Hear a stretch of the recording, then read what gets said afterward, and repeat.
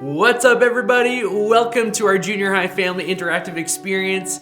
My name is Pastor Ethan, and it is Super Bowl Sunday. It is time to start planning all the snacks for tonight. It's time to lay out your team colors and jerseys and figure out what you're wearing. It's time to call dibs on the Lazy Boy recliner before your dad does. It is time for the greatest NFL matchup of the season between Kansas City and Tampa Bay. Now, if I can be honest with you, I had to Google who was playing in the Super Bowl today. I don't watch football. Super Bowl Sunday for me is just like another day. I know. If you don't want to be my friend anymore, I understand. No hard feelings. But just hear me out for a couple seconds. Number one, the commentators always say that a running back runs downhill or needs to run downhill, which doesn't make any sense because the field is flat. Like, why not use a term like direct or straight, especially if they're referring to running straight ahead through defensive players instead of going to the left or to the right to get around them. Number two, how come the Pittsburgh Steelers name is misspelled? It should be Steelers and not Steelers. And Steelers isn't even a real word. The correct word should be thieves. Now that's just strange to me.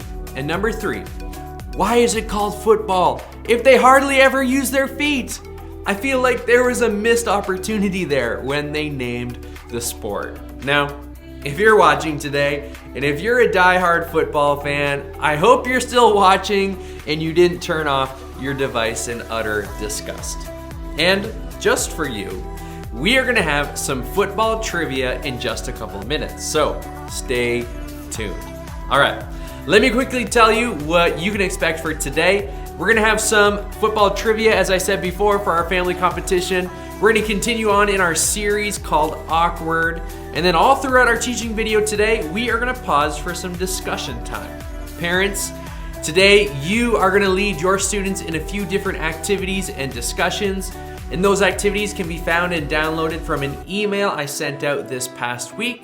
If you didn't get that email, make sure you let me know so we can add you to our mailing list, or you can head to our LakePoint Junior High Facebook group and it is posted there. The best way to do these interactive experiences is leading those activities and discussions with your student. In fact, it's the entire reason why we do this every week, so that you can have a clearer window into the spiritual development of your child and to create a space where you're helping them grow into everything that God created them to be. So if you need to pause the video and go download those activity pages, please do so now.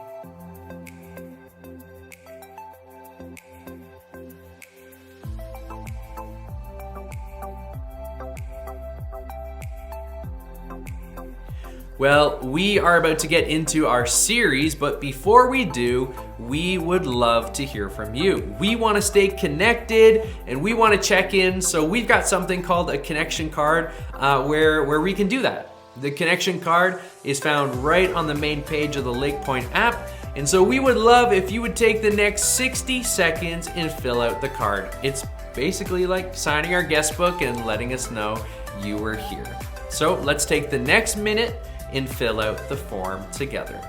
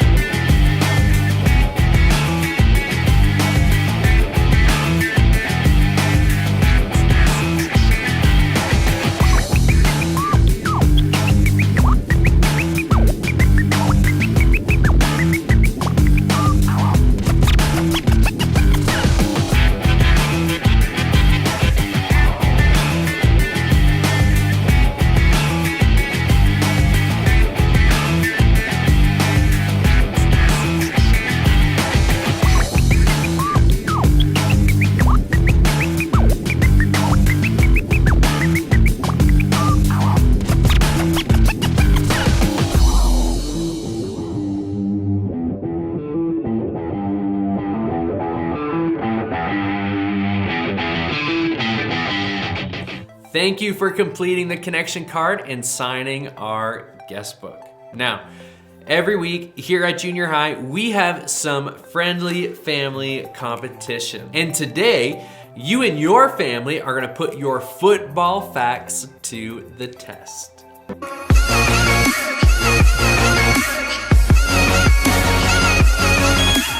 In just a moment, I'm gonna throw up some football trivia questions. The family member who knows the most amount of answers and gets them correct will be our champion.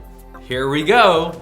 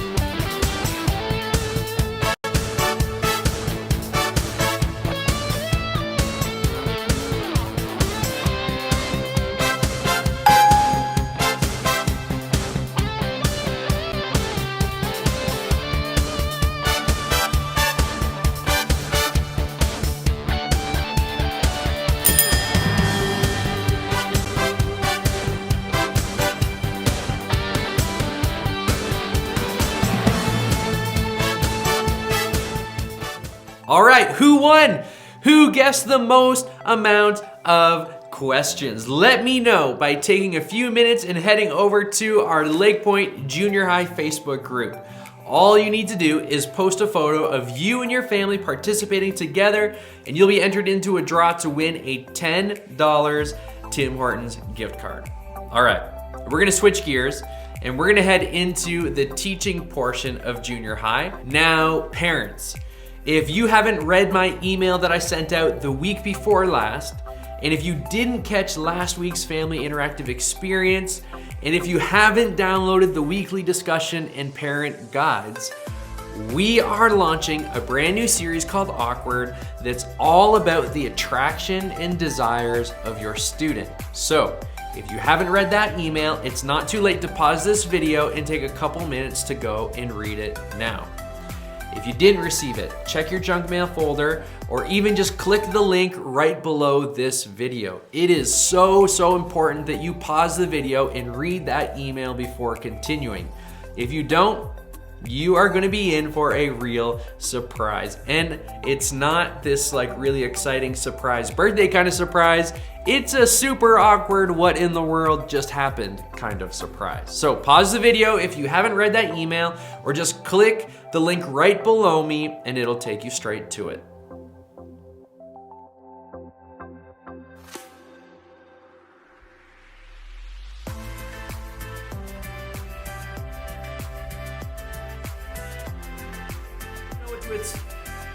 Okay, now that you know what to expect, let's dive into week 2 of our series titled Awkward.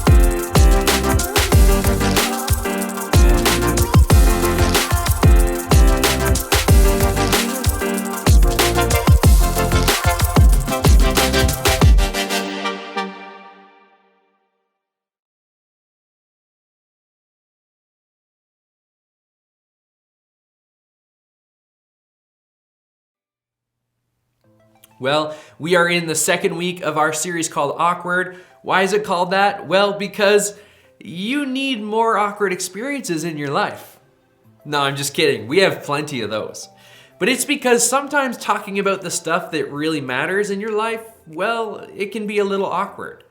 But we think that junior high is a great place to have those important conversations about big topics in our lives, no matter how awkward they may be. And that's why in this series, we're talking a lot about sexual desires. Yes, you heard me correctly. We're talking about that at junior high with our parents sitting next to us. And yes, we know that it's going to be awkward, but that's okay. I know that you can handle it. And not just that, we think it's good for us to talk about because whether we realize it or not, God cares about our desires. He cares about what we do with them. And because it's important to Him, it's important to us. Some of you may be really interested in this conversation because you're curious about these things and you've got a lot of questions. That's great. That's really normal and healthy. But maybe for you, you feel embarrassed or awkward even thinking or talking about desires. And I've been there before, and that's totally fine too. Some of you may even be wondering why we're talking about this at junior high. You may not be interested or have any questions about this topic yet. And again, that's okay. All of these feelings are normal and healthy. No matter where you are at right now, when it comes to thinking or not thinking about desires, this conversation is for you. Why? Because God's perfect plan for our lives applies to each of us. And we want to help you develop healthy and positive thoughts and behaviors now so that they can impact your life both today and in the future. Now, before we get into this conversation, I want to tell you about a time when I was totally obsessed with something. In the wintertime where I grew up, we would get tons and tons of snow. We would get so much snow that when the snowplow drove by my house, it would push the snow off the road and onto my front lawn. And the snow would be so deep that it would often be higher than the roof of my house. And so I took full advantage of that. I would build snow forts and tunnels and caves and all kinds of things. But my favorite thing to do was build a GT snow racer track. Now, if you don't know what a GT snow racer is, let me show you a photo. And so I would pretend that I was driving a snowmobile and make these amazing trails all over our property. Now, I would get so passionate about these trails that if my older or younger brother crossed them or walked on them or drove on them with their GT snow racers, I would freak out. In fact, and I'm not proud of this, I would even get upset with the snowplow driver for pushing more snow off the road and onto my trail that I had just perfected. You could argue that not only was I passionate about my trails, I was completely obsessed. I think we all probably have something that we are totally passionate about. So let's have some fun with this. I'm going to give you a list of things and I think a lot of people your age are passionate about them. And so if you're passionate about them, I want to give you, I want you to give a big thumbs up. If you aren't, you can just give a thumbs down. All right, everybody get your thumbs ready. Gaming, social media, school, dating, your pet, friends, being outside, Netflix, fashion, food. Maybe you can relate to one of those things. Maybe you're passionate about soccer, or the latest TikTok trend, or makeup tutorials on YouTube, or surfing, or hiking, or the latest season of your favorite TV show. Maybe you're really into a band, or art, or theater, or football. Maybe you're passionate about a cause, or a relationship, or a person in your life. Whatever it is, everyone knows you love it because you talk about it all the time. You think about it a lot. You give a lot of your time and energy to it. After all, you're passionate about it.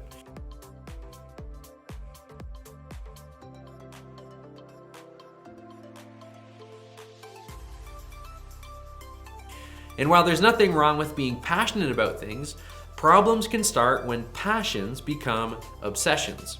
So how can we tell if what we're feeling is an obsession or a passion? Well, passion is typically a love and an excitement for something that doesn't cause us to ignore everything else in our lives. It usually makes the other parts of our lives better. So when you're passionate about soccer, you practice a lot and you work hard to be the best player on the team.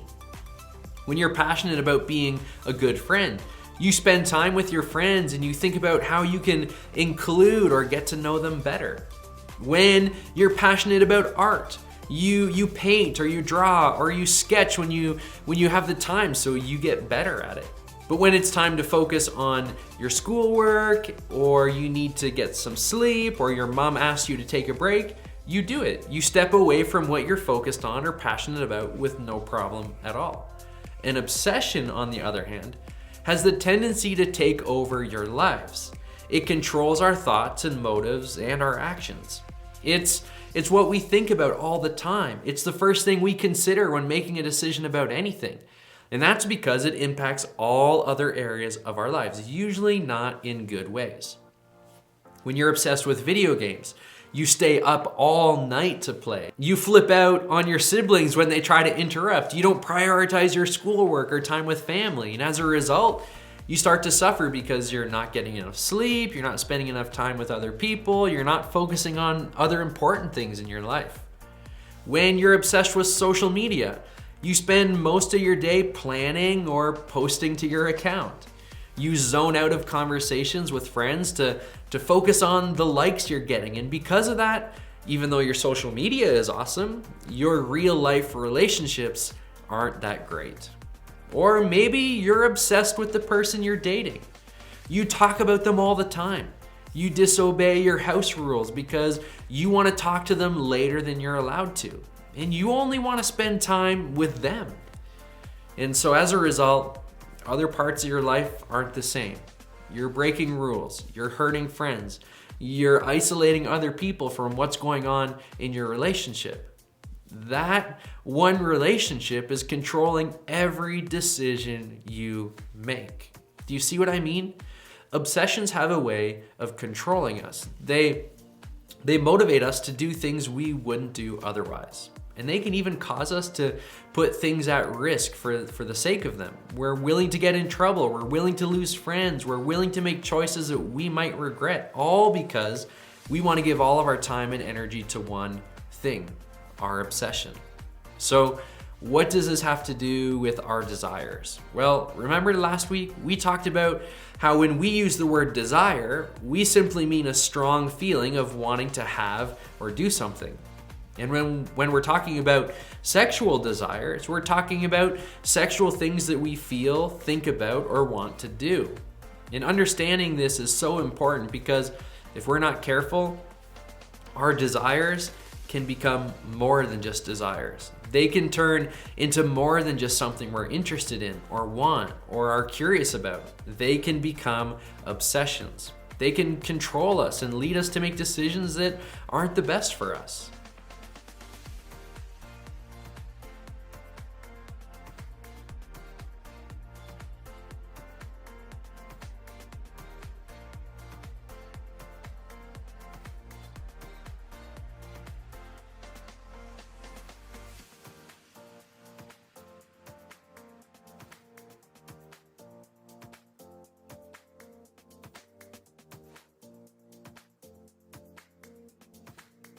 You see, in this age and phase of your life, things are changing a lot. Maybe you're becoming interested or curious about things for the first time, even in small ways.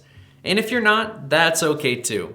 We still think it's important for all of us to talk about, because whether it's questions about dating and relationships or about sexual desires, we want to help you navigate it with integrity. And integrity is choosing to respond to the things we feel, think, and desire in a way that respects ourselves, God, and others.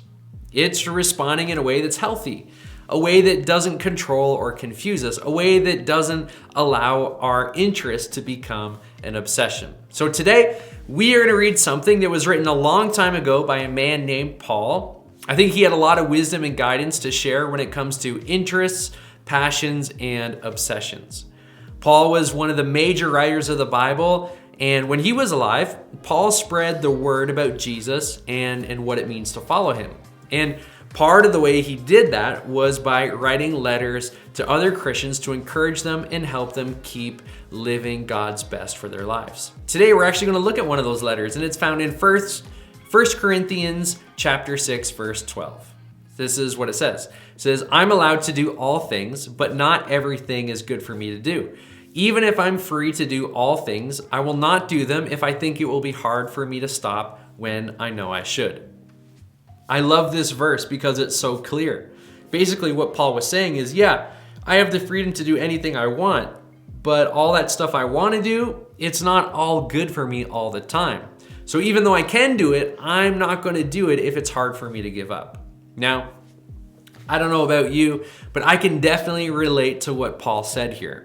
I know exactly what it feels like to be so excited to have the freedom to do something that I really, really want to do, but I also have to be careful, to keep what I'm passionate about from becoming an obsession that controls me, an obsession that I struggle to walk away from or stop. I think you probably get it too. Think about it. The older you get, the more opportunities you have. You get to stay up later. You get to choose how much food you put on your plate for dinner. You get to pick out what book to read or what movie to watch. You can choose what to wear and have a say in the style of clothing that your parents buy for you. In other words, you're starting to have more freedom.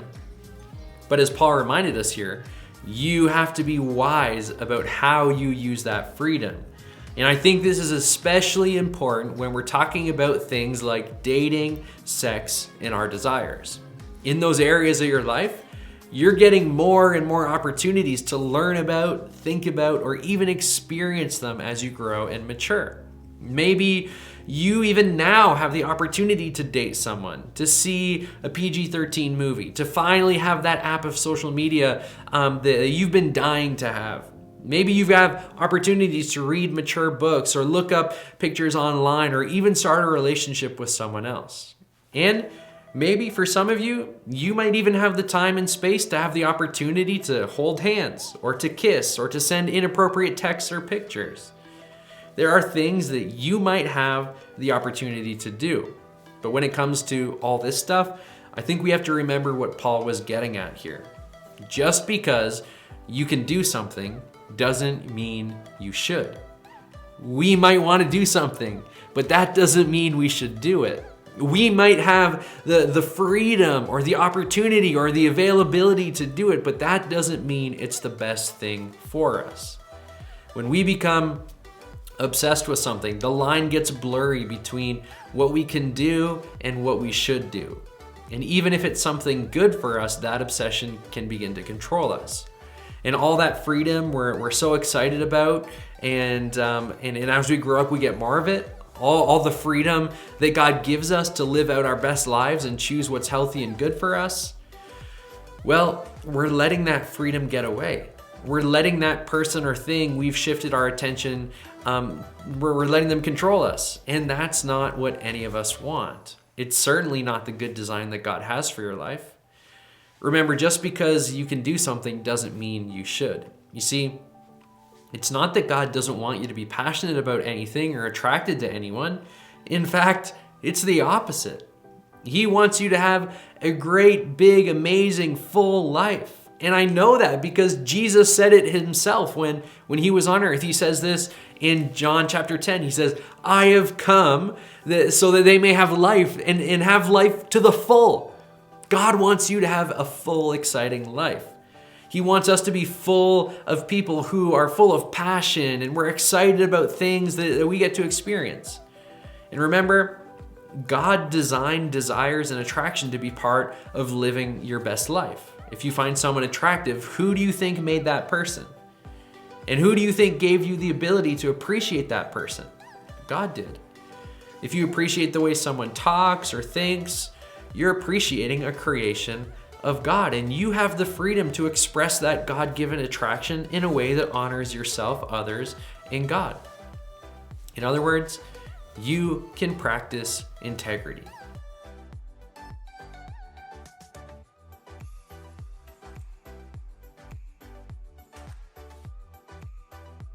So what does that mean for you and me? Well, I think if we want to live the free and full lives that God wants for us, we need to start being honest about what we might be paying too much attention to. I think we've got to get real about our obsessions. So let's start by doing these two things. Number one, we need to recognize the obsession. How can we know when a passion has turned into an unhealthy obsession? Well, we can start by looking at what consumes and controls our time and our thoughts. If it's taking us away from other important things or people, it probably has become an obsession. Texting the person you like, no matter who you're with or what time it is, ignoring your friends to spend time with the person you like, being furious with your parents for setting rules and boundaries, those are all signs that you're moving toward an unhealthy obsession. So start to recognize and name that obsession so that you can be sure that it doesn't consume you. Number two, we need to create boundaries. So after you recognize the obsession and name it, the next step is for you to find some balance in your life by creating boundaries. You can start by talking to a trusted adult, a parent, a guardian, or your favorite small group leader, and they're going to help you create some limits for yourself. And then you can figure out the first step to take to begin changing your behavior.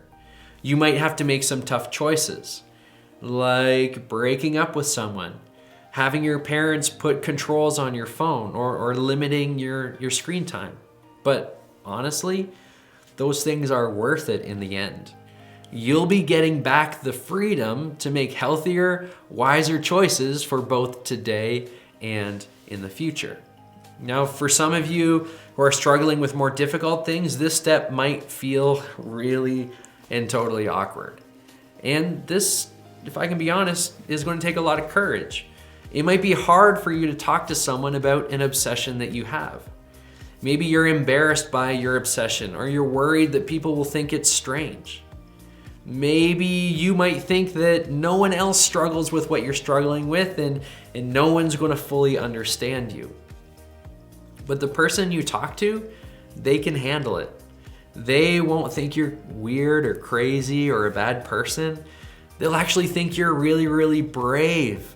They're because you took that first step on the path toward creating your boundaries, they're going to be so proud of you. You see, God cares what we do with our desires, and He wants us to guard ourselves from letting our interests become obsessions.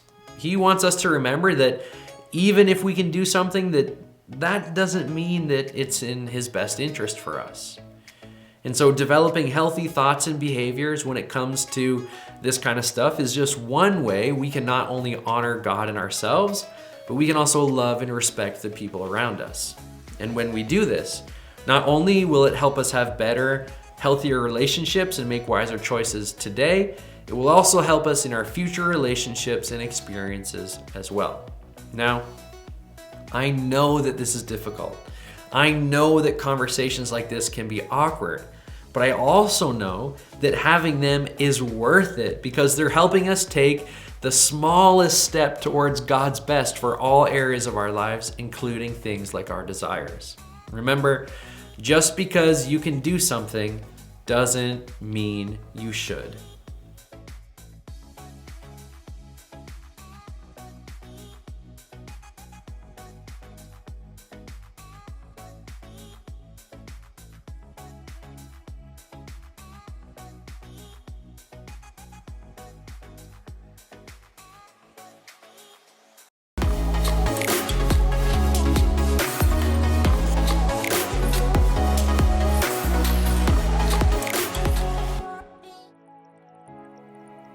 Thanks so much for tuning in, everyone. Remember to head over to Facebook and jump into our LakePoint Junior High Facebook group, and you can post a photo of you and your family participating today, and you'll be added into a draw for a prize. Now, to close our time this morning, take the next 2 minutes to pray together as a family, and then head to the LakePoint app to access our weekday devotionals that go along with our series. You'll find those in the Family Resources section, and you can also find the link in the video description right below me. Have a wonderful week, friends. We'll see you next week.